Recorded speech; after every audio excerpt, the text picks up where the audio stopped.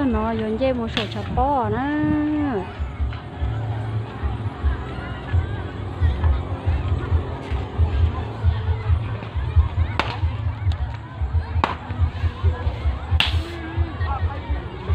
xong nó chỉ muốn năng này á năng chơi xứ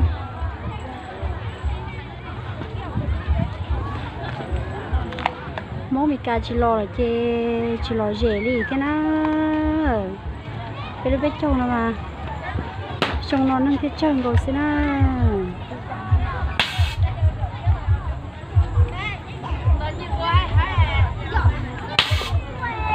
phải à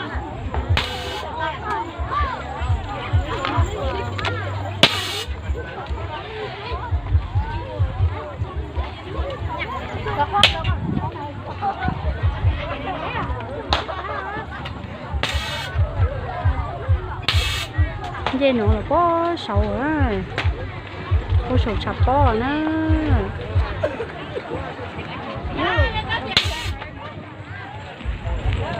xem đôi sầu chặt bò là nè xong nó chỉ trông ra chặt bò xem khoảng á nó biết chơi các bạn á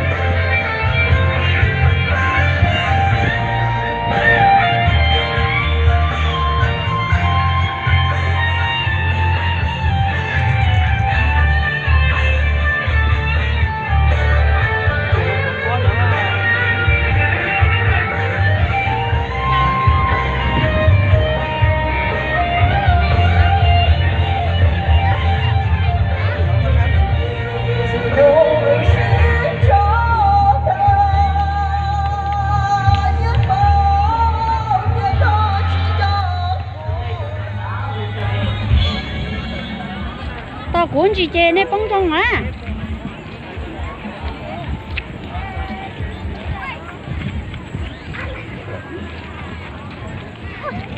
Bây giờ trong một cái nhà tù cứ đơn tiền sản hài là có trong đó đấy à? Tôi thấy nhà tù cũng như thọ thấy là gì à? Thấy rất là tốt. là gì đó là gì đó là bây giờ tao đây.